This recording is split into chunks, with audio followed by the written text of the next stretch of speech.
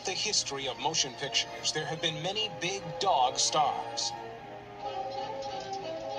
Toto had a big adventure. Petey had a big appetite. Rin Tin Tin was a big hero. And Lassie had a big heart. You've come back.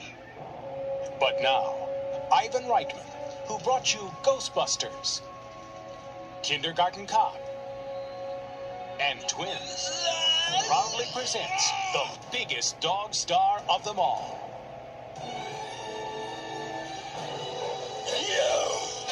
Beethoven. No.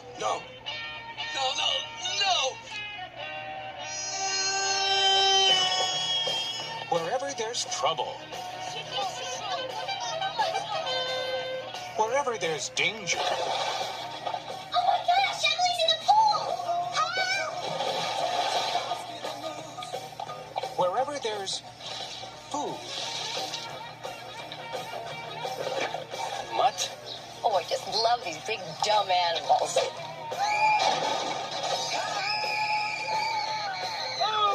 Look who's coming to the rescue. Whoa! Honey. With a little help from his friends. Sicker, boys! Really, hon, I never found you more attractive. We're going in!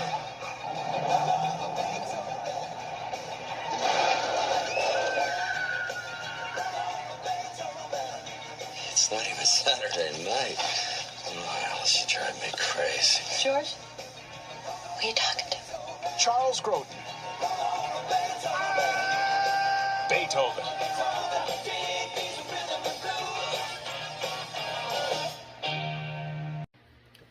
So Beethoven, of course, stars Charles Grodin, Bonnie Hunt, produced by Ivan Reitman, directed by Brian Levant, who would later go on to direct The Flintstones. Something that people don't really know about this movie, unless you really know John Hughes' history, is that he actually wrote this movie, although his name is not on the credits. He actually co-wrote this movie under the pseudonym Edmond Dantes, and of course, if you know literature, Edmond Dantes is, of course, the title character and protagonist in The Count of Monte Cristo. And I guess this was John Hughes' way of using the Alan Smithy thing. Back then, I should talk about this, but back then, if you wrote a script in Hollywood and you really came out against it, you would usually have to ask them to put your name under a pseudonym. Most of them were Alan Smithy, but after a while, I think in the late '90s, they actually forced people not to use that anymore. Just use your real name. But John Hughes decided to use the name Edmond Dantes, and he used it for a couple of movies. Needless to say, this was probably the best one that he had his name attached to with that name, because he also did stuff like Made in Manhattan and Drillbit Taylor, and I feel like those are the movies that John Hughes really was probably not amused that he was involved in those films, even though he wrote those movies. But in terms of this movie, this is probably the best one that uses that name, that pseudonym of his, because it is a fun movie. I mean, how can you not love the character of Beethoven? I mean, he is a ton of fun to watch. He's a great, the dog who plays him does a very good job here. I like Charles Grodin and Bonnie Hunt playing the couple here. Charles Grodin is just a great straight man character to play in this role, and he's just having a ton of fun with this role. And most of the people in this movie are having a ton of fun playing these characters. You also have Stanley Tucci in here, Dean Jones, Oliver Platt. You could see a pre-X-Files David Duchovny and a pre-Everybody Loves Raymond Patricia Heaton in this. And it's just a fun movie. And I remember watching this in the sequel as a kid. It was a movie these are movies that I used to watch all the time. And when I wanted to get a dog, I really wanted a dog like Beethoven. I wanted a St. Bernard, even though these movies clearly tell you that, yeah, St. Bernards will get dirty and will just take up your house real quickly, but I didn't care, man. I wanted a dog like Beethoven. I still do want a dog like Beethoven, even though I do have a dog now, and of course I love the dog that I have now. But yeah, this has always been the thing for me. I always wanted a dog like Beethoven, but But yeah, as far as the script itself goes, it's a pretty standard script overall. I think you can kind of predict everything that's going to happen, but like I said before, it's a movie I used to watch all the time as a kid. It's a movie that really still holds a special place in my heart, a nostalgic place in my heart after all these years, and it's just still a ton of fun to watch after all these years, man. I mean, really, there's not much more I could say about these movies. They are not the best written. They are not quite as enjoyable as a lot of other movies, but because I used to watch these all the time as a kid, I can't help it, man. I still enjoy this movie to this very day. I mean, yeah, just a wonderful, wonderful movie. Beethoven, just a ton of fun. Takes me back to my childhood, and yeah, I still want a dog like Beethoven, man. I mean, I still do want one. But so with that said, let's go ahead and move on to the next movie that we have here, and that is Dolly Parton and James Woods starring in Straight Talk. Like my daddy used to say, Sometimes a dog runs the wrong squirrel up the right tree. pardon me? Shirley Kenyon always had a way with words. You gotta just get out and honk your own horn. Radio station WNDY was looking for a way to boost their rating. I want someone with a PhD. This one's perfect. A doctor? A doctor, yeah. That's when Shirley walked in the wrong door. This must be our girl. Hello? You on the radio? And accidentally became Dr. Shirley Kendall. Hello, Dr. Shirley? Do I know you? My husband said I was lazy. I want you to tell him that you're doing the very best you can. Then grab your bowling bag and get the hell out of there. Give me some straight talk, straight talk. This is Dr. Shirley. The boss wants a doctor, so that's what you are. The hottest new personality in Chicago radio is forthright. Get down off the cross, honey. Somebody needs the wood. She's funny. I'm bigger than a one-legged man in a butt-kicking contest. She's Dr. Shirley. I don't think I'm going to feel comfortable lying about who I am. Captain Kangaroo wasn't really a captain. He wasn't even a kangaroo. She was the woman with all the answers. Anything goes, so let's not be shy. Until someone asked the wrong question. You're a doctor, huh? What kind of doctor are you? Well, where did you receive your training, if I may ask? Uh-oh. Where did I receive my training? Uh-oh. I'll tell you where I trained. Uh-oh. Hey, screw you. Dolly Parton, James Woods, in a modern-day Cinderella story. Hey, it's Dr. Shirley. Thanks, Dr. Shirley. I'm just Shirley! Straight talk, straight talk. Straight talk. We're gonna be alright. You know, Dolly Parton's been a great musician all these years, and people always forget that she was actually a pretty good actress, and very rarely did she turn in a really bad movie. I think the only couple of bad movies that I've ever seen her involved in, stuff like Rhinestone, Frank McCluskey, C.I., Romeo and Juliet, but those are just three movies, and then but when you look at the movies that she's been good in, 9 to 5, The Best Little Whorehouse in Texas, Steel Magnolias, Joyful Noise, it kind of evens itself out a little bit, even though I would say that, well, I say it evens itself out with this particular film. It's not really because of her that the movie is so bad. In fact, honestly, her and James Woods are really what carry this movie to somewhat of an enjoyment factor. It's just, I think the biggest problem overall with the film is that it's a very generic script. It's pretty much something that, kind of like with Beethoven and some of these other comedies that we've looked at in the last couple of weeks, you can definitely tell what the premise is going to be, how they're going to figure out the twist and turn. Is what's going to be the twist and turns. When are they going to find out that this woman has been lying to everybody? All that, so on and so forth. And it's not really the best well-written stuff. This movie's not really well-written very well. But to be honest, it does somewhat rephrase that. It does get somewhat close to enjoyment just because of the performances by these actors. Like I said, Parton and Woods, they surprisingly work off each other very well. You also have Griffin Dunne in here and also Michael Madsen.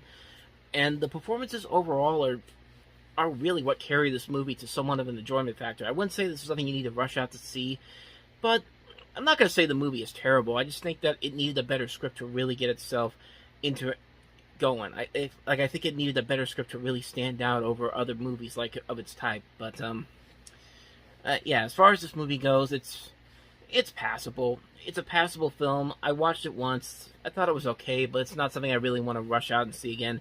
I would only say see it if you want to see some of Dolly Parton's movies. If you want to see if you want to see the best of Dolly Parton's movies, go back to the ones I listed: 9 to 5, Best Little Whorehouse in Texas, Steel Magnolias, Joyful Noise. Those movies, I'd say watch those first. then if you really want to, check out Straight Talk, but don't expect anything too great from that. So, with that said, let's go ahead and move on to the next movie we have here, and that is Val Kilmer in Thunderheart. The FBI sent him here. The Badlands, South Dakota. What's my cover? No cover. To find a killer among these people. Better officer, hands on your head! Murder suspect and you're under arrest. Now, who are you? Walter Crowhorse, Tribal Police. You must be the Indian FBI. That's right. Oh, what nation? The United States. You're chasing the wrong man. Whoever killed Leo walks heel-toe like a white man. You gonna tell me how much change you have in his pocket? 63 cents. Hey, look. It's the Washington Redskin. We're gonna catch these murders and take care of them. Indian way. This is the battlefield right here, and this is my case, okay? Now he must respect their ways. He says he knew you were coming. Who told him? Gosh, you're out there. Spirits. And uncover the past. It's just a dream. You had yourself a vision. To discover the truth. It's hard to tell the good guys from the bad guys. Val Kilmer. Leave him alone! Sam Shepard. Just stick to the assignment, pal. Graham Greene. He said we should follow this. Thunderheart has come.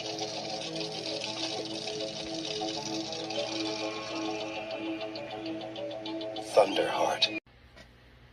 So when you look at this trailer, the first thought you probably think to yourself is, okay, Dances with Wolves knockoff. And that's what I thought too when I saw this trailer before I actually saw the movie. But after seeing the film, I will say that I did actually kind of enjoy this a little bit more than Dances with Wolves. That Dances with Wolves is not a bad film, but as I said before when I talked about that movie, I don't think it was the best picture of that year. Like, I think that Goodfellas should have won that Oscar in that year. But in terms of this movie here, I think it is an enjoyable movie, and I think it works because of the fact that it does really try to distance itself from Dances with Wolves and do something a little bit different. And they got a lot of good talent here. The cast overall is great. You got Val Kilmer, Sam Shepard, Graham Greene, who was in Dances with Wolves. You also have Fred Ward. The director of this is Michael Apted. We've talked about his work before, Class Action recently, and the Up series. John Fusco, who actually wrote Young Guns a couple years before this. Roger Deakins, a great cinematographer, and James Horner's music. I mean, all the pieces are there, man, and the movie overall really delivers something incredible here. I think it is a well-made film overall, and it's boasted by the great performances by Kilmer, Shepard, and Greene. I think maybe because Unforgiven came out later in the year, it kind of got overshadowed by that, but I'd still enjoy this movie a lot. I think you should definitely check this movie out if you can. It's a really good film, great direction, good script, great cast overall, great cinematography, great music. It's just a really good film. I really recommend this movie if you can find it, Thunderheart. So with that said, let's go ahead and move on to the next movie we have here, and that is Don Bluth's Rock-A-Doodle. From master animator Don Bluth, director of the classics An American Tail and The Land Before Time, comes an all-new adventure for the whole family, Rock-A-Doodle. Edmund always enjoyed reading his favorite book. But tonight, he's really getting into it. I have some rather bad news.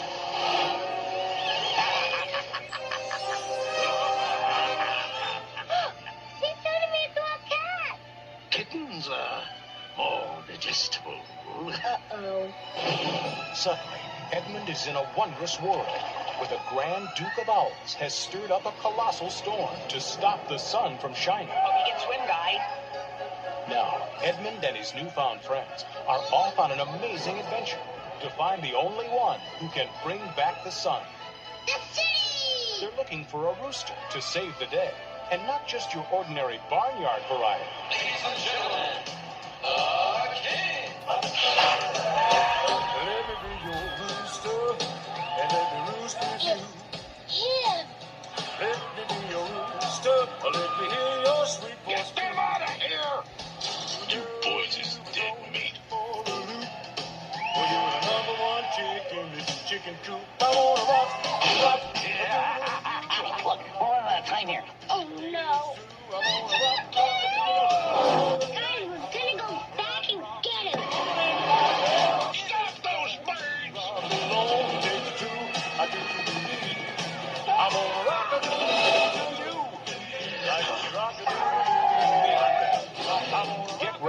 magical animation sensation that'll rock your socks off. Rock-A-Doodle. I'm positively low.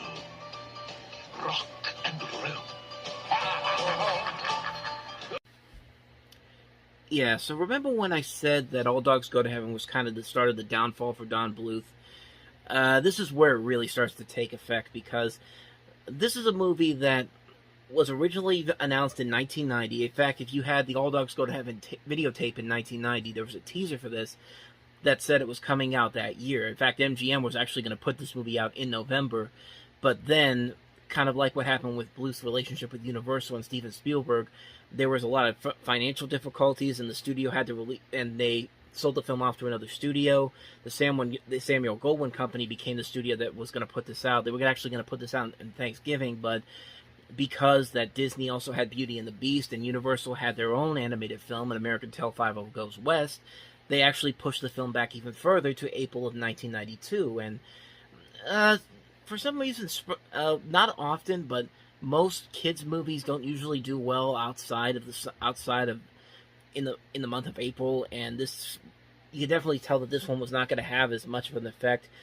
It also didn't help that I felt like this when you watch this movie, you feel like that Don Bluth saw Who Framed Roger Rabbit, and he got this idea that he had to make something like Who Framed Roger Rabbit, because they tack on these live action scenes in the beginning and the end of the film that really do not work out so well. I mean, they're not badly animated, but just the way the film presents it, it feels like it's rather unnecessary to the story itself. Like, you really had no reason to have these live action sequences in here. It just felt like that Bluth had to do something like Roger Rabbit, because that was the one everybody was talking about. It was kind of like when Charles Schultz did that Peanut special that came out almost months after Roger Rabbit came out.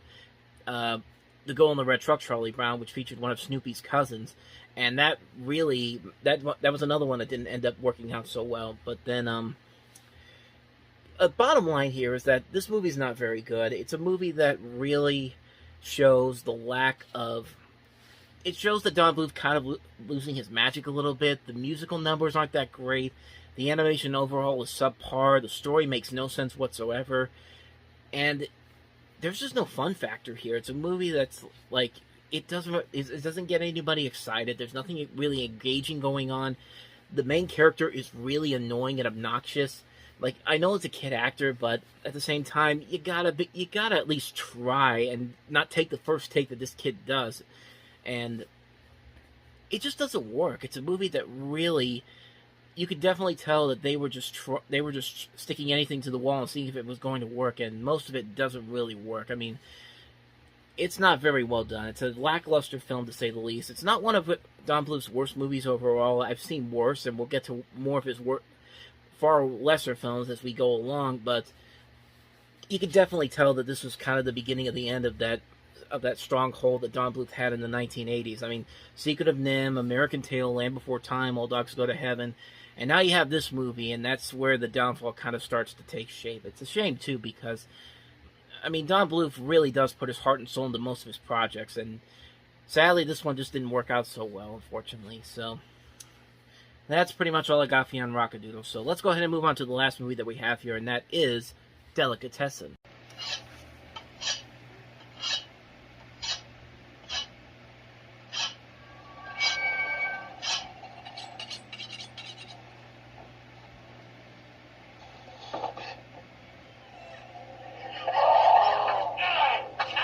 In a post-apocalyptic future where famine and lawlessness reign, one resourceful butcher seems to be doing just fine.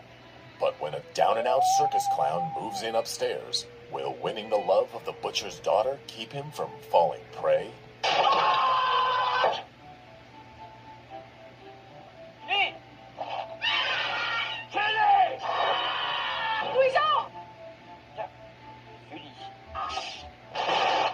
Fire.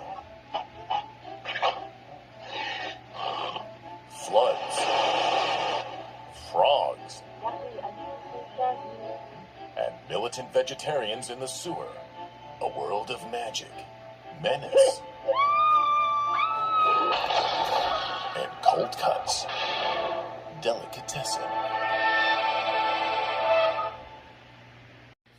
So some fun facts about this particular film. Jean-Pierre Jeunet, who's one of the co-directors on here, I guess he found success after this, not with Alien Resurrection, because he directed that film, and of course that didn't end up working out so well, but he would find success later on after that with Amelie, which is still a movie that still holds up very well after over 20 years, but we'll get to that movie when we get into the 2000s. But Delicatessen, man, is a movie that really, it's a very interesting movie, to say the least, and it's interesting but from the fact that it says in the U.S. it was presented by Terry Gilliam, even though there's really no indication that Terry Gilliam had any involvement in this. He probably just to put his name on it as the Terry Gilliam presents, that type of thing. But yeah, the movie overall is very weird. It's very bizarre, but it is very funny. It's a funny post-apocalyptic black comedy, and visually it looks pretty impressive. It does.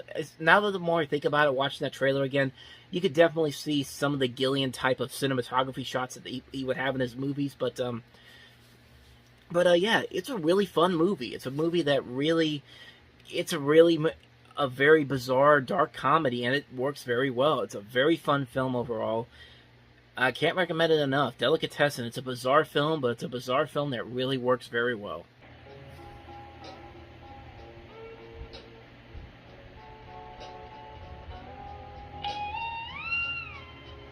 Charles Brady is new in town. You can actually talk to him? Yeah, he's nice. Real nice. The girls all like him. The teachers all respect him. Your teachers in Ohio must have been sorry to lose such a creative young man. The parents all trust him. He's utterly charming. But nobody really knows him. Like his mother. You cannot be in love with this girl, Charles. You don't know me, Tanya. But I want to. Behind their smile is a secret. Hi. Come in, Tanya. I have something for you. I don't know who you are, but I know you're not who you say you are. Behind the secret is a hunger. Does it have to be her? And behind it all is the imagination of Stephen King. Somebody help me, please! He killed one of my men. He was scared of a cat.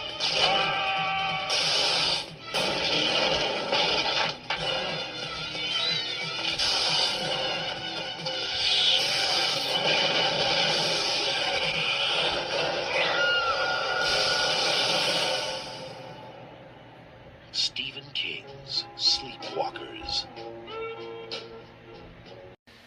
Interesting thing of note here, this is actually Stephen King's first movie that he's written, not based off of one of his existing works. This is an original property of his.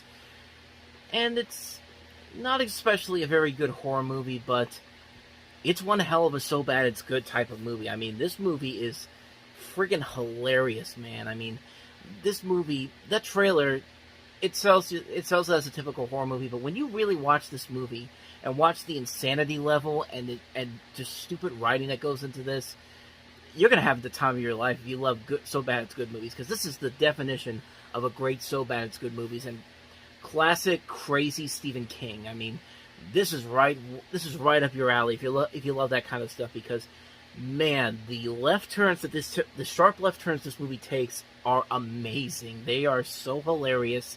The acting in here is so over the top. Just the world around in this world is so over the top and so hilariously crazy. Like, it's hard not to have a good time with this movie. You're not going to go into this movie expecting this deep, serious horror movie that's trying to take itself way too seriously, like something like Pet Sematary was. Even though the original Pet Sematary is a good movie, this is a movie that you go into, turn your brain off, and just have the time of your life with it, because the movie doesn't care about being original, about being smart or clever. It just wants to give you the thrill of a lifetime, and it definitely shows in this movie. I mean, this is a brilliantly handled movie. I love this movie so much. I'm so glad I was brought into this idea of this film a couple years ago when I watched the Nostalgia Critic review, and I had to watch it for myself. It's as insane as you would think it would be. It's a ton of fun. If you haven't seen this movie and you love a good, so bad it's good type of movie, this is it right here. Sleepwalkers, can't recommend this one enough. Just good tons of fun all around. And now let's go to the complete opposite end of the spectrum with something for the families to go and see, and that is the animated Fern Gully: The Last Rainforest. Deep in the heart of the forest, there is a magical world where wondrous creatures play the day away. Red light. Red light again. And where an unusual girl named Krista dreamt of faraway places. Hey! Where are you going? Until the day Krista ignored the warnings of her friends. Krista, stop! And flew where no one had flown before. There, she made a huge discovery.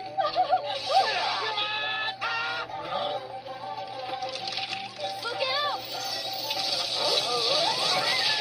You spanked me? Yeah. Catches on quick, doesn't it? Are you really a human? I'm Zach. I'm Krista. This weird creature is a human. Don't you think you're a little old to believe in human tales? Humans don't have tails. They have big, big bottoms that they wear with bad shorts. Now, Zach is rocking and rolling with a reptile. If I'm gonna eat somebody, it might well be you. Blasting off with the Beetle Boys. Hanging 10 on a falling leaf. And swinging around with a bat who's totally batty. Ow, ow, I'm blind! No! I can see! It's a miracle! But with Zach came other humans. You see Zach anywhere? No, he probably cut out early. Who accidentally released an evil force named Hexus. There goes the neighborhood. Now, to get back to his world, Zach must help Krista find the courage. We've got nowhere else to go. And the magical power to save her world. Well, all right, Gummy. We're going to war. Ready, let's go! 20th Century Fox invites you to witness the wonder, the music, and the adventure of a place worlds away from anything you've ever seen. Fern Gully. So this was put out by 20th Century Fox. This was kind of one of their attempts to try to battle in with Disney at the time. Universal, of course, did that with An American Tail, Five Goes West earlier, and we looked at a movie last week with Rock-A-Doodle that Samuel Goldwyn was trying to compete with Disney, and neither one of these really had that big of a success factor. Fern Gully was considered a success, considering that it did open up in April of '92, and it made money at the box office. It didn't make a huge lot of money, but it was still considered a moderate success, especially later on in video sales. They even spawned a sequel that's really, it's your typical direct-to-video sequel, but this movie overall isn't that bad. I just watched it again because I got the Blu-ray version of it recently by Shout Factory. It is a pretty enjoyable movie. I think it is more enjoyable than a lot of people would give it credit for. It's got a good cast to it. Samantha Mathis is playing Krista, the lead angel, and the lead fairy in this. Tim Curry's the villain, which is usually a ton of fun. He has a good song in this as well. Christian Slater's in here, Jonathan Ward, Robin Williams, Douglas Seal. But obviously, this would be the next movie that Williams and Seal would be the voices in this same year. Aladdin proved to be a much more successful and a much better movie. But like I said before, as far as the movie itself goes, it's pretty good. I do think the animation still holds up to this day, and I will give it credit that the environmental message of the film isn't as preachy or as bad as some of these other movies of the time period were forcing the message on. This one was not. This one didn't do it too bad, and the animation overall was pretty good. This is Bill Croyer. You probably haven't heard his name, but you've definitely seen his work before. He did stuff for Animalypics, Tron. He would later go on to do some work for The Green Mile, The Flintstones of Viva Rock Vegas, and Rugrats in Paris. And I believe this was his only directorial outing. It's also produced by Peter Feynman, who, of course, is known for Crocodile Dundee. And I think this was his last movie that he was behind in Hollywood before he eventually stopped making movies. But I'm not entirely sure on that. Don't quote me on that.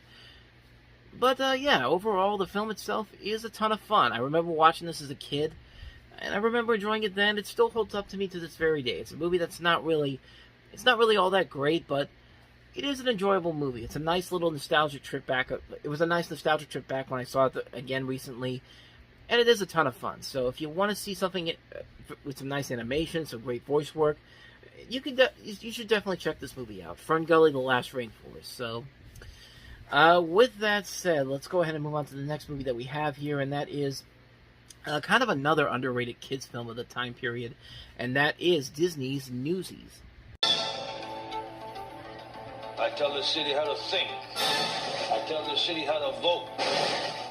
I shape its future.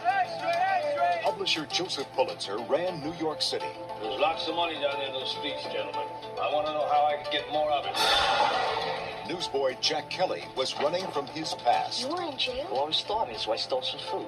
He had nothing until Pulitzer's greed Charge the Newsies more for their papers. They can't get away with this. gave him something to fight for. Are we just gonna take what they give us? Or are we gonna strike? Walt Disney Pictures presents Listen to me, wild lady down on an all-new musical event featuring 7 new songs from the Academy Award-winning composer of The Little Mermaid and Beauty and the Beast.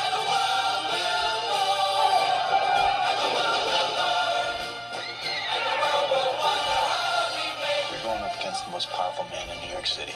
You have to fight them. I want an example, Ray. to those who would dare to leave. If we don't act together, then we're none. We don't stick together, we're none. I'll break you, boy. So what's it gonna be? In 1899, he challenged the power of the press and discovered the power of the people. Sometimes all it takes is a voice. Strike! It becomes 100, and then 1,000. Christian Bale and Robert Duvall.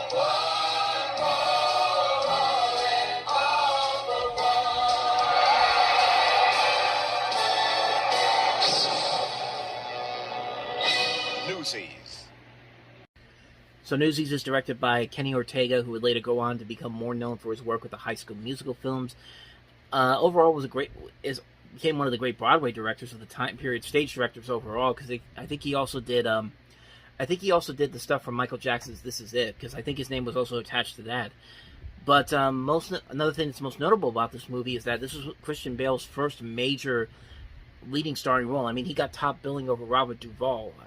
I mean, that says something for a guy like him who 4 years ago was just in Empire of the Sun, which kind of launched his career. And this was another film that's one of those that wasn't a big hit back at the time. It was actually a big failure at the box office. On a $15 million budget, it only brought back about $3 million in total box office. But it did go on to have this cult following on video and on DVD, and it actually did become a successful musical on Broadway again. And when you watch this movie again, you can kind of see why. This is actually a pretty fun movie. I mean, the cast overall is great. You got Bale, you got Duvall, you also have Bill Pullman in here.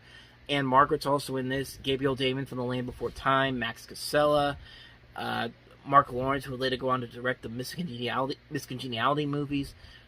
It's a great cast overall. You've got great music by Alan Menken. You also have Jack Feldman, who wrote some really great songs for Oliver and Company and The Lion King 2. And it looks visually gorgeous. I mean, this is a movie that's over 30 years old, and it still looks visually stunning. Just the set designs alone are really impressive to look at. And, yeah, it's just a really fun movie overall. I'm glad it did find a following over the years, because it's one of Disney's most underrated films, in my opinion. It's a movie that really has aged well over time, and a lot of the stuff that they're talking about in this movie kind of holds up in the modern-day setting, really, when you really think about it. But, yeah, it's a really fun movie. It's a really good film. Some great music, great visual scenery, great cast overall. It's a fantastic film. Definitely check this movie out if you can. Newsies, really a great film. With that said, let's go ahead and move on to the next movie here, and that is Robert Altman's The Player. From director Robert Altman comes a story of Hollywood. I got a writer in here who's got a pitch I think you ought to hear. I think it's hot. We open outside San Quentin. The Graduate, Part 2. And Mrs. Robinson had a stroke so she can't talk. It's gonna be funny? Yeah, it'll be funny. Griffin Mill is a hotshot studio executive. Yes! Angelica, Griffin Mill. Oh, hi. Good to see you. Malcolm McDowell. Hi, how are you? Hi, Bert. Good to see you. How you doing? He's heard every pitch. Yes, exactly right. It's Out of Africa meets Pretty Woman. He knows all the angles. We're gonna have to have a little sex in this. Oh, yeah, sure, of course. We'll get it. Slowly pushes her panties down to her knees. And all the players. Where are the stars? No stars. No stars? Bruce Willis. I want Bruce Willis. Not Bruce Willis. No Schwarzenegger. Julia Roberts. Now, he's about to star. How did this get here? They're coming from a writer. Hello, is David Kane there, please? This This is Griffin Mill. Oh, the dead man. In his most unforgettable story yet. Stop all the postcards. I don't want postcards! I want postcards! This is a tough story. A tragedy. Not unlike Ghost meets Manchurian Candidate. The trouble is, Something you have to know. If you went to Pasadena with intent to kill, you could go to the gas chamber. it's not a movie. I'd like you to come down to the station. I would hate to get the wrong person arrested. Oh, please. This is Pasadena. We do not arrest the wrong person. That's L.A. It's his life. Are you seeing someone else? Oh, you took her to a party, Griffin, with several hundred of my best friends. Do places like this really exist? Only in movies. Robert Altman's The Player. Can we talk about something other than Hollywood for a change? Yes. We're educated people. Sure.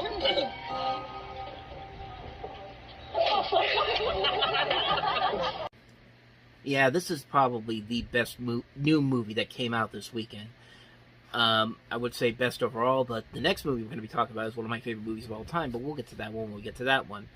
But yeah, of all the new releases, this is really the best new one that came out this weekend. This was a really great film, and really for Robert Altman, it's one of his best modern day films, because this was kind of the movie that kind of relaunched his career, as he had kind of a number of films that didn't make a ton of money in the 70s and 80s, and he kind of fell out of the system a little bit. But this was the first movie he did in a long time where he really rejuvenated his career, and you could definitely see why. This is a wonderfully made movie. Tim Robbins is great in this film. You also have a ton of great people in this cast. Greta Scacchi's in here, Fred Ward, Whoopi Goldberg, Peter Gallagher, Brian James, Cynthia Stevenson, Vincent D'Onofrio, Dean Stockwell, Richard E. Grant, Sidney Pollack, Lyle Lovett, Gina Gershon. A lot of celebrity cameos in here. Jeremy Piven, Scott Glenn, Bruce Willis, Julia Roberts. You saw in the trailer that Cher's in this. Burt Reynolds. They got a ton of celebrities to be in this movie, and it's just a great, great film overall. I mean, right from the beginning, the opening scene of the movie just takes your breath away, because it's a long scene. It's almost 8 minutes with no edits whatsoever, and it's not. And they had to do this 15 times to get this right, and everything had to be done in that one singular shot. And according to what I found on Wikipedia, it actually was the 10th take that's used in the final edit. And I hate to be the editor that had to look at all these different takes and find the best one out of all these different versions that they did. I mean, it's a real tough task to do, and it pays off because it's a really good, effective scene. The movie is just a ton of fun. The movie is just very well written. It's creatively brilliantly written. Some great scenery, a great cast overall, a great mystery overall. It's a wonderfully made film. It's a fantastic film that works on so many levels. It's one of my favorite movies that came out that year. Can't recommend this movie enough. The Player. If you haven't seen it, please, please go and check it out. So with that said, on to the last movie, and that is the re-release of what is one of my favorite movies of all time, and that is, of course, Casablanca. You may have seen it like this, but it's been 50 years since you could experience it like this.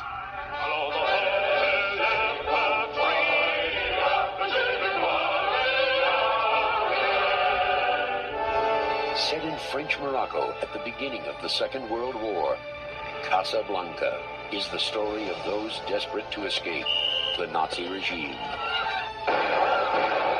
Help me. Be a fool, you can't get away. Help me. Do something. You must help me, Rick. I stick my neck out for nobody. Humphrey Bogart is Rick, cynical expatriate. What is your nationality? I'm a drunkard. And that makes Rick a citizen of the world.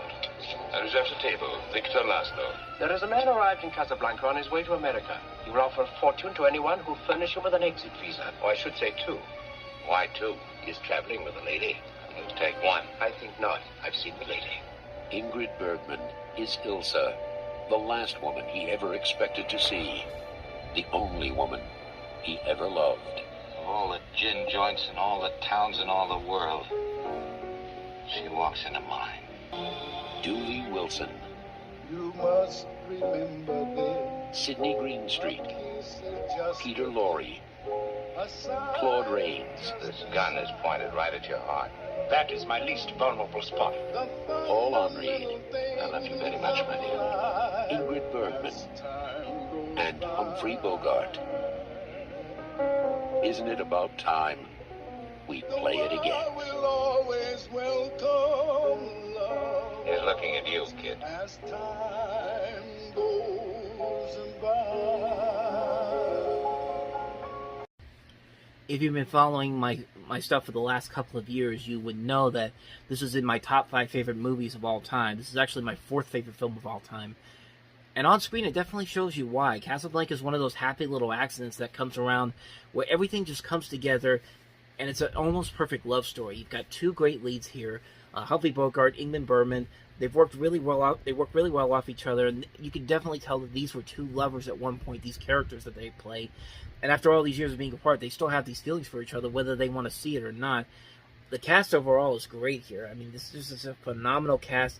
The good guys are respectively set up. The bad guys are respectively set up. Everybody just works as well as they should with these roles that they have here. And you have great cinematography, too, shot in black and white, creating a very unique film noir style that a lot of the movies of the time period had back then. The music is top-notch. There's nothing more you can say about As Time Goes By, which is one of the great scenes in film history. It's perfectly constructed, presented. Definitely one of the great films in scenes in film history. The script overall is just great. It just has a ton of great moments in movie history. And it's led to a lot of great parodies in film history, too. I mean, the 3 biggest ones I always go back to is the one from The Critic, the 30-Second Bunnies version, and of course the Looney Tunes version that they did in the 90s, Carrot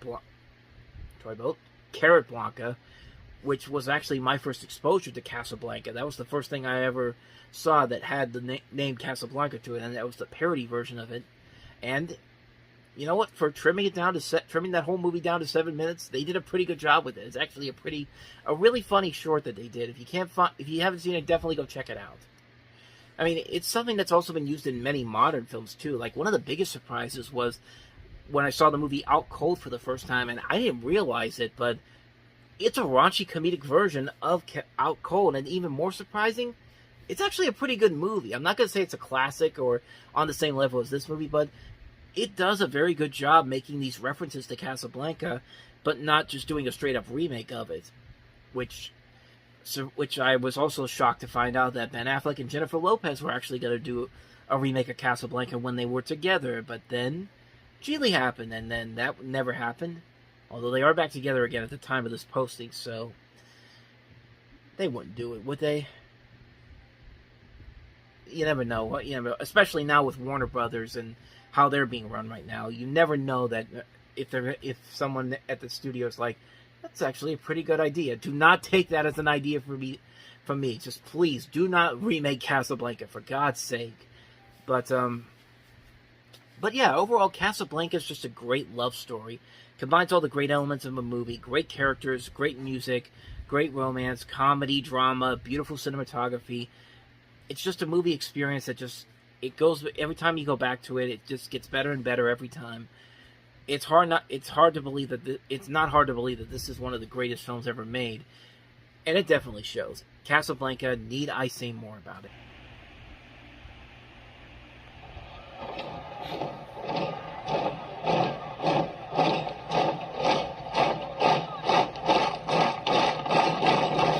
Where did he come from? Where'd you come from, Rook? From out of nowhere. We play inside ball. Hit them where they ain't. Well, they ain't over the fences, so that's where I hit them. I used to be arrested for that. Now they give me a check. from a boy He isn't all the badness, boy. to a man. The police! Out of here! Babe Ruth. Yeah, I know. You're making more money than the president. History of violence, let's have a hell of a season! Anyway! He lived his life Was that big ape out on a rampage last night? like he played the game. What the hell are you gonna do with a son of a gun like that? You're still a big kid with 44 home runs and the saddest eyes I've ever seen. I don't even like baseball, but I love to watch you sacco. Get out! You better get your eyes checked! You're at it again. Why is everybody riding? I ain't hurt nobody! I ain't hurt nobody! You are incorrigible. You are washed up! Babe's gonna sock you a home run. Does that make you feel better, Johnny? 2? Are you Santa Claus? That's Well, no, kiddo. I'm Babe Ruth. He ain't human, he's an animal. He's a god. The man was a legend. Pass them out to all the fellas, will you, man? The legend was real. John Goodman, the Babe. So this is not the first time somebody's tried to tackle Babe Ruth on the big screen. Most notably, back in 1948, there was a movie called The Babe Ruth Story, which was actually made when Ruth was still alive. Unfortunately, it's considered one of the worst movies of all time, mostly because it's heavy-handed, it doesn't really tackle all the major issues of Babe Ruth's life, completely forgets about the first wife that Babe Ruth ever had, and it tries way too hard to be sentimental, really. And it's a bad movie, but I'm not gonna lie. Having seen the clips that I've seen, this looks like it's one of those so bad it's good type of movies, because there are moments in this movie that I've seen in clips where I'm laughing so hard and thinking to myself, they really thought that this was going to make for a good film. And also very interesting here, there's actually a scene where a dog actually hits where a dog gets hit by a baseball, and they literally show they show the dog getting hit by the baseball. And all I'm thinking to myself is, holy crap, where's PETA when you need them on that? Like, it's part of a stupid plot too, where Babe literally decides to leave a baseball game to get this one dog healthy, and he ends up getting suspended for several games because of this. It's like, it's one of those stupid movies that makes absolutely no sense whatsoever, but at the same time, you gotta love it for just how incredibly stupid and so lazy it is. It's a movie that was literally rushed because Babe Ruth was dying, and not even kidding, he died 3 weeks after that movie came out. Like, they put up this happy ending together, making you think that, oh, Babe's gonna get out of there okay, and then 3 weeks later he dies in real life, and it's just like, whoops. But the thing is that the Babe Ruth Story is a bad movie, but it's one of those so bad it's good type of movies. But then you have this movie that's just a bad movie. It's not a very good movie. It's one that could have been, because you got John Goodman here, and John Goodman is a terrific actor. We've seen him on television and in movies. He is a great actor, and sadly, this was right around the time he was finding success with Roseanne. I think he won a couple of Emmys as Roseanne's husband on here, and of course that meant Hollywood was trying to make him into the next big movie star, and not a lot of the movies he picked were all that great as a leading man. I mean, he did have some good projects with Matinee, which we'll get to when we get to 93, and then, I mean, the Flintstones, I mean, he's perfectly cast in that, but that's still 2 years from now, and even in here, he's not badly cast as Babe Ruth. The problem is, the Babe Ruth Story, it's like they took that and said, no, we gotta tame it down even more. We gotta make this so family friendly that we're not even gonna bring up the drinking problem that he had, or his several affairs with women. And it's just like, it's just a badly written script, and I don't blame Goodman for this whatsoever, because I think he is trying his best with the material that's given to him, but it's not really good material at all. It's a movie that just really fails on so many levels because it is playing it way too safe. I mean, for 1990s play it safe. Like, this is a movie that's like, take the whole family to see this movie. Don't even bother to read the history about what Babe Ruth was actually doing behind the scenes. And like, the Babe Ruth story, I've said before, is a so bad it's good type of movie. This is a movie that's just a badly written movie. It's not a great film whatsoever. It's it's even more sentimental than the Babe Ruth story, and it's just not a good movie whatsoever. It's a major misfire on so many levels. I honestly can't even think of a movie that has actually done the Babe Ruth story right. I mean, not even something like Everybody's Hero, which came out about almost 15 years later.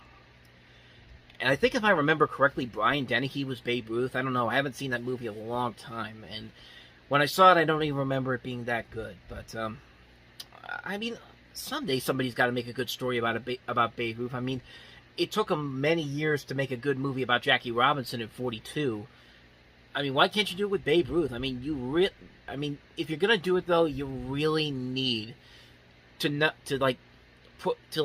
go for it. Like, tell the true story of what really happened behind the scenes. All the drinking problems, the money problems, the affairs that he had, like all that kind of stuff. But I don't know who's going to be able to do it. But until then, we have these lesser movies that we have here to look at.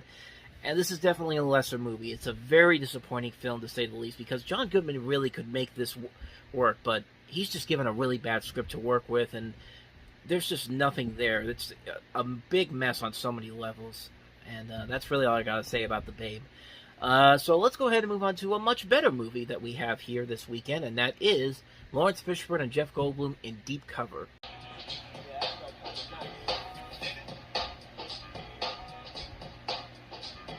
Acclaimed for his role in Boys in the Hood, Larry Fishburne is Officer Russell Stevens.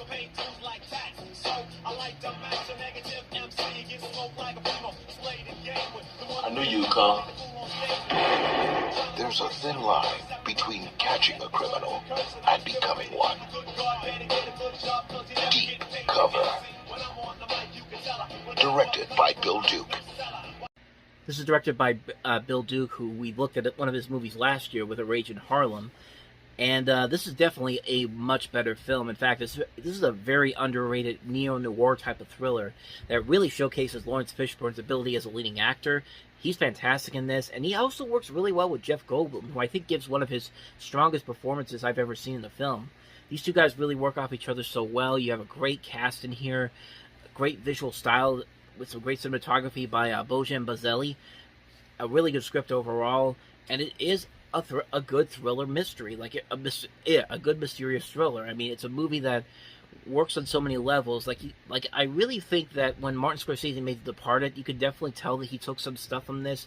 Not a whole lot, but if you really look into this movie, you can definitely see some of the little bit of influences that he took from this particular film.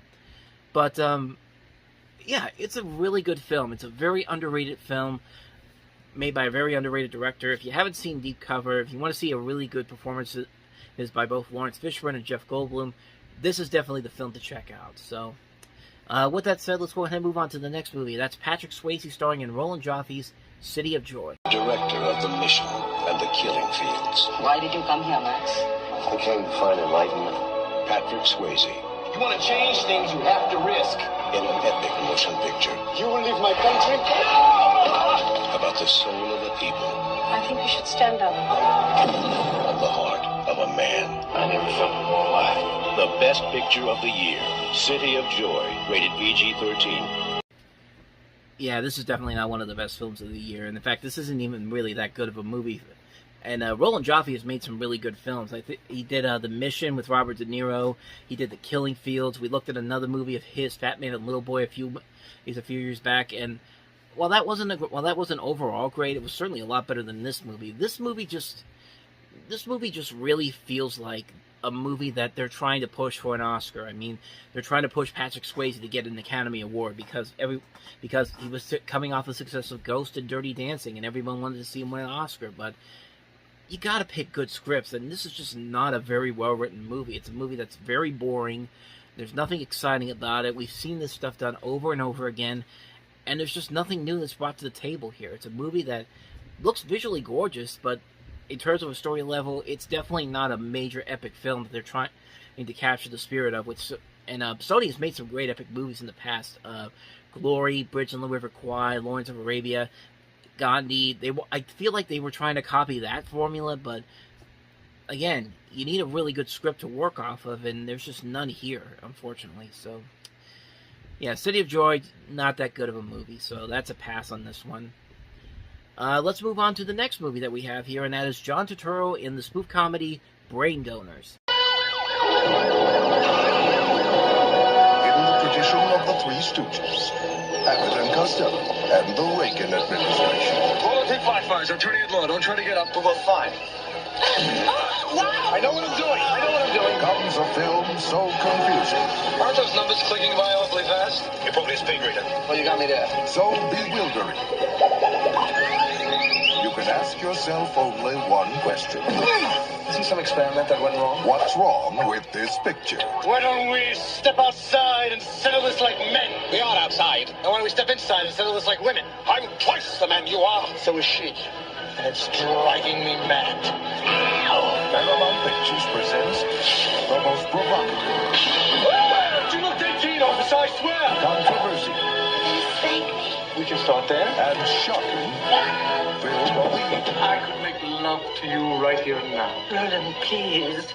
Let's keep this on a professional level. Very well, then I'll charge you $50 a pop. Brain Donors. This is ludicrous. The science of life. There's too much violence in the movie. My environment. We were carrying out orders. It's the Japanese buying up everything. Brain Donors. The operation is a success. So this is produced by Jerry Zucker and David Zucker, and actually written by Pat Proft. Those are the guys that worked on the Naked Gun trilogy. And the director of this is Dennis Dugan, whose first film that he made was Problem Child. And you can tell that this movie is a parody of the Marx Brothers comedies, like specifically the first two comedies they made, A Night at the Opera and A Day at the Races.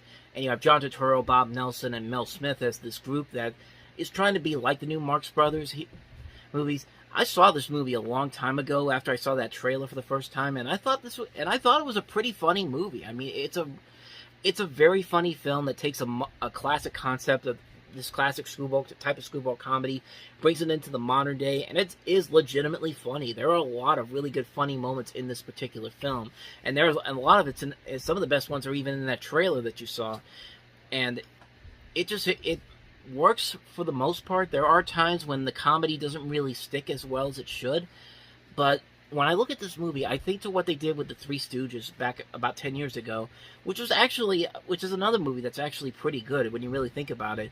You have a really tough task to do. You have to bring this classic style of comedy into the modern setting. And for the Three Stooges, for the most part, it actually did kind of work very well. It also kind of works here in Brain Donors. Not completely well, but it has a lot of funny moments in there that really make it work. The opening, which is kind of like a claymation style opening, is very creative, and like I said, the writing is very funny. As John Turturro, Bob Nelson, and Mel Smith are great in this. It's just a really funny movie. It's a very good, well-made film. It doesn't work all the way through, but I was definitely surprised when I found out how good this movie was. So, yeah, Brain Donors is one you definitely want to check out. It's a really fantastic film. If you're looking for a good modern-day comedy that uses the classic screwball style tradition, toy boat, this is definitely going to work for you. It's a very underrated film. I say definitely check out Brain Donors. So, with that said, let's go ahead and move on to the last movie that we have here, and that is Brooke Shields and Timothy Dalton in Brenda's Star. Comics. I've had it.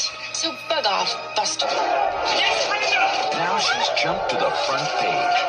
What was that? Just the biggest story since the atomic bomb. But the story isn't the only thing on her mind. Hello? In the last 24 hours, she's been kidnapped. Forget it, sister. I'll be back. Shot at. Catch her! Hijacked. Take us to the Amazon. The horses go extra. Tortured. Jeepers! And fed to piranhas. Oh, no. She's much more than a woman. Hello. Much more than your average reporter. Get me the White House, please. Are you okay? much more than any man could handle. What do they want? You. She's a star. Here's to the star. Brenda Starr, Brooke Shields, I'm ready. and Timothy Dalton in Brenda Starr.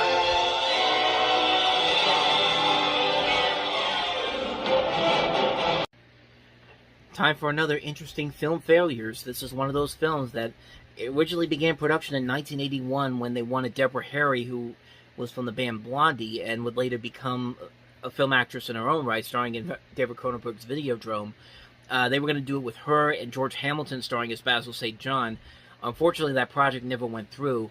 And then Brooke Shields, after her success in the early 80s with The Blue Lagoon and Endless Love, she was cast into the film. They then brought in Timothy Dalton, who, when they were making this movie, he actually did get cast as James Bond for The Living Daylights, which was in 87. Yeah, this movie was filmed back in July of 1986. Think about that. This movie was shot 6 years ago. It sat on a shelf at a studio because of distribution right issues.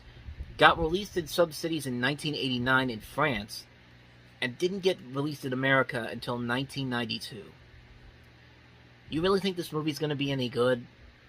Well, sorry to tell you, it's not. I mean, that trailer showed some promise to it, but man, this is a mess of a film. It's a movie that really did not work whatsoever. It's a film that really, you can see the effort that's being put in there. There is some creative elements to it, but it's just a bad movie all around.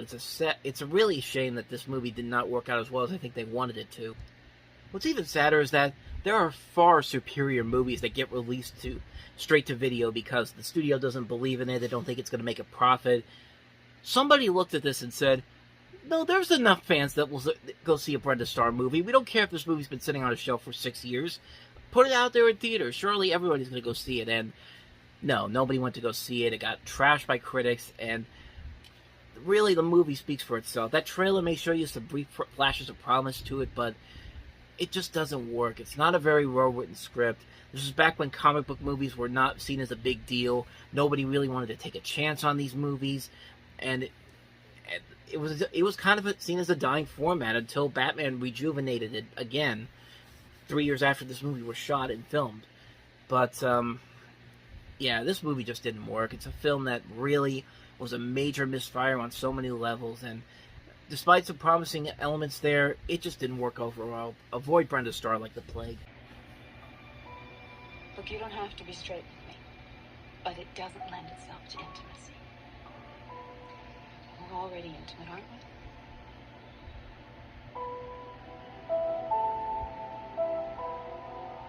To solve a murder, he stepped into the dead man's shoes. Spencer have a first name? He called himself Bob. Officially, I don't exist. Here you go. He followed the trail to White Sands. This is about creating enemies, aren't any? I don't ever get involved in these kinds of deals. Give $500,000 to a man you don't even know? Where truth is the ultimate disguise. I've never met anyone like you. You're honest. Even when you're lying. You don't trust me? Where's the money? Where deception breeds like a virus.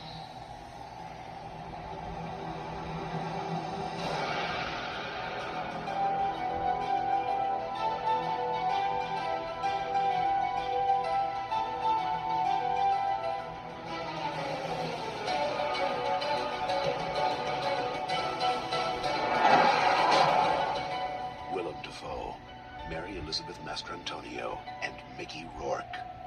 White Sands. So like I said, this is probably the only movie on this list that I have today that I've actually seen, so it's the only one I can really comment on, and unfortunately it's one that I instantly forgot the first time I ever saw it. This is not a very good movie. It's a thriller that makes no sense whatsoever.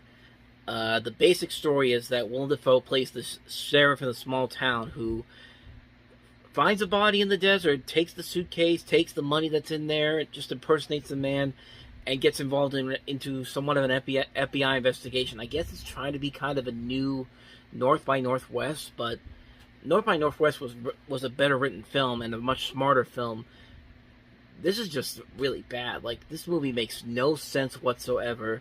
It has a great cast overall, but unfortunately they're given a terrible script to work with and just bad characters overall. Like, none of these characters are likable whatsoever, either because their actions are so bad that calls to villainy, or they're just really stupid. Like, Mary Elizabeth Mastrantonio in this is unbelievably stupid and naive. Like, she's a badly written character in this movie, and every time she's on screen and doing these things, it's just like, what are you doing to yourself? Like, why did you say yes to this movie? I mean, really, did this script really impress you that much to say yes to this?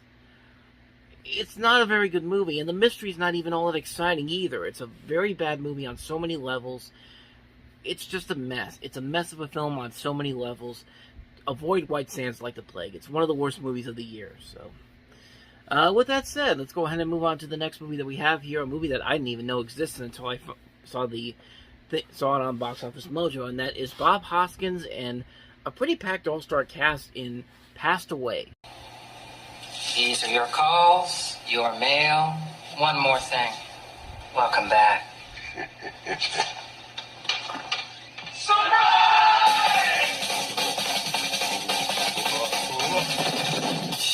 Dad? Jack Scanlon has gone to a better place. Who is this? This doesn't look like that. It does look a little soft. Soft. Looks like Liberace. But the other Scanlons are still here. I want a fine Irish wake. Forget that. A wake you never forget. I fear death terribly, don't you? Not as much as I fear my family. The body's almost ready for viewing. Have a drink, Bob. Oh, thank you. Hi. So what have you been doing? I did a lot of drugs. I got busted.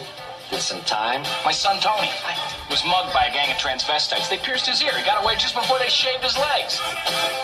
Got born again. Got unborn again. And I work out. But in this difficult time, What the hell got you through all these years? they're finding strength in each other. I tell you how bad my hip is. Yeah, 10 minutes ago. It's worse. At words poetic, I'm so pathetic. And through their father's passing,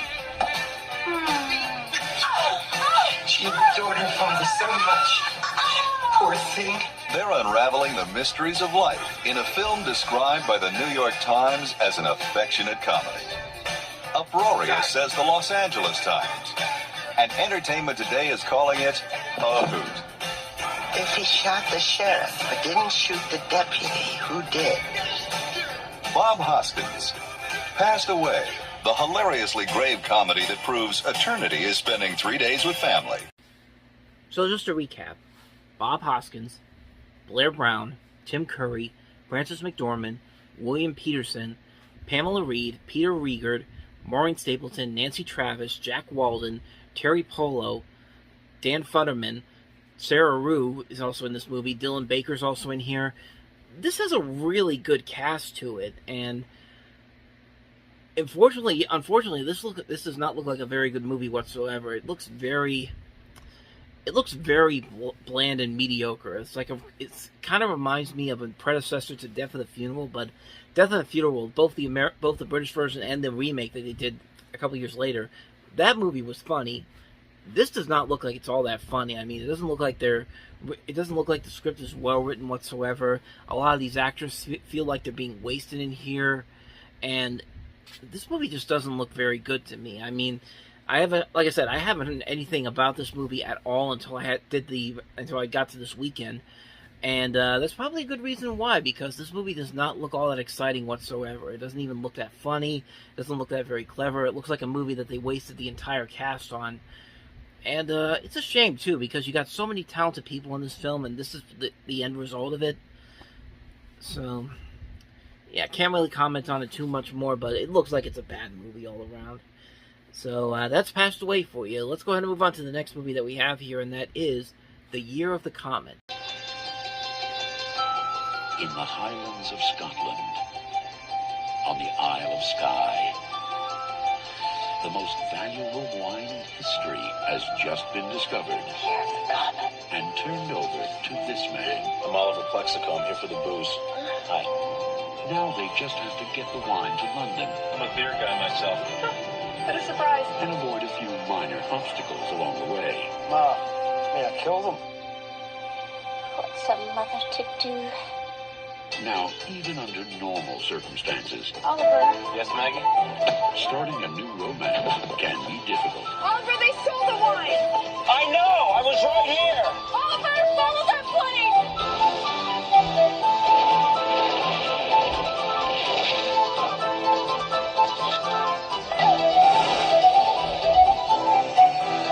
Hanging on to the right man is getting tougher all the time. Do women actually fall for this? Surprising number, yeah. But with patience, love, and understanding, a successful relationship can last a lifetime. After all, in a week, you won't even remember my name. Can't remember it now. Try and keep up! From the creator of Butch Cassidy and the Sundance Kid and The Princess Bride I don't know how to break this to you, but it's just not me. I understand. comes a comedy about romance and other perilous adventures. Year of the Comet. I mean, looking at the trailer alone, it doesn't look like it's a bad film. But then you go to Rotten Tomatoes and see that it has a 0% on there, meaning that nobody liked this movie, and you read about how badly this movie tested poorly. Like William Goldman, who wrote this, actually said that the audience who saw that movie had a lack of enthusiasm for red wine. They actually had to film an opening sequence where they basically had to have the main hero say that he hates red wine. He goes into a test. He gets dragged into a tasting, but it doesn't work.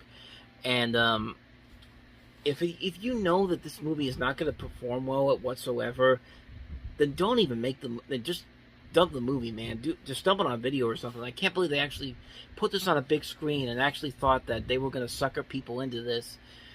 And I don't know. I mean, like I said, I can't comment on it too much because the movie. I haven't seen the film. The trailer didn't look too bad, but then again, those reviews aren't sounding too promising. I mean, I'm reading here, the characters are undeveloped, the story seems absolutely pointless. There's no real excitement for a movie about a bottle of wine. But, and for Peter Yates, this is directed by Peter Yates, who made a lot of great movies, and we've talked about a couple of those movies on here, including An Innocent Man. He's also the guy that made The Deep, Breaking Away, Crow, Bullet. Like I said, William Goldman's the writer of Butch Cassidy and the Sundance Kid and The Princess Bride. You have the talent there, but unfortunately, it's a movie that I think maybe a little too Oscar baitish type. Maybe that's why it didn't work so well, but I don't know. Like I said, I haven't seen the film, so I can't really comment on it too much. But doesn't sound like the overall product was as promising as that trailer was. So that's Year of the Comet. Let's go ahead and move on to the next movie that we have here, which is A Midnight Clear.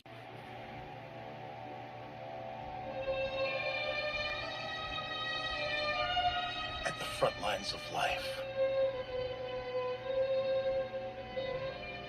near the end of innocence, came the beginning of manhood.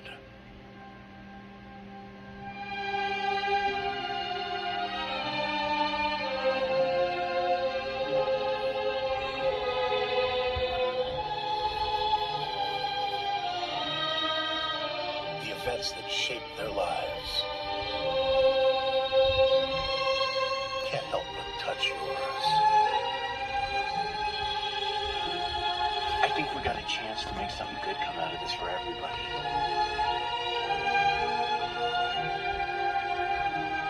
A Midnight Clear. Good young cast overall here. You got Peter Berg, who would later go on to become a top action director. Kevin Dillon, later best known for his work as Johnny Drama on Entourage.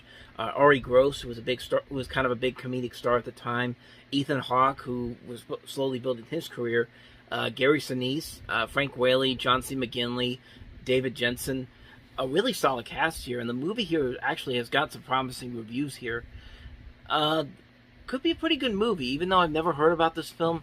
It does look very promising. I do like the cinematography that they have here, and the acting here looks pretty decent. So, you know, it could be very good. I haven't heard anything too much about it, but it's got some good reviews, so that's what it's got going for it. So maybe one day I'll definitely check it out. But with that said, let's go ahead and move on to the last movie that we have here, and that is The Playboys.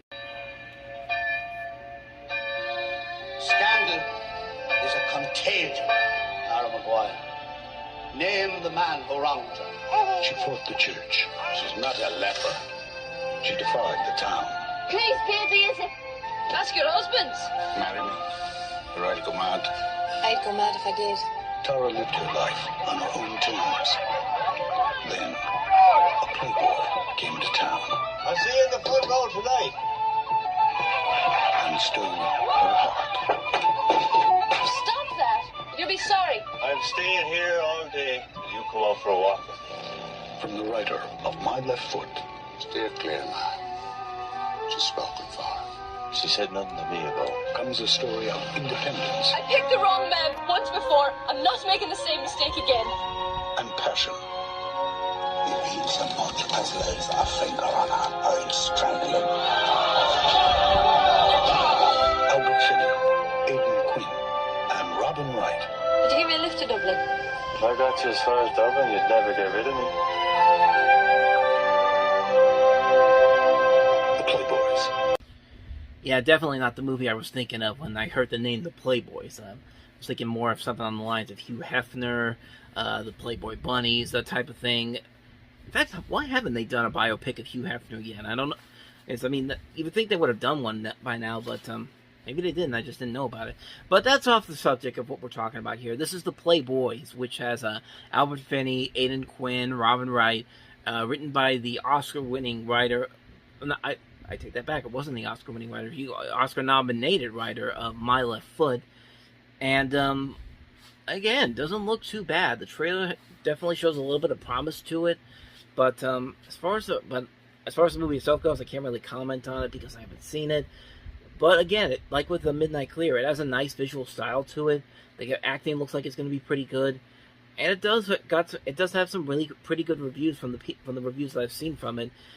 So, yeah, this could be something very entertaining, but definitely checking out down the line, but I'm not in a rush to see it, so that's my quick thoughts on The Playboys.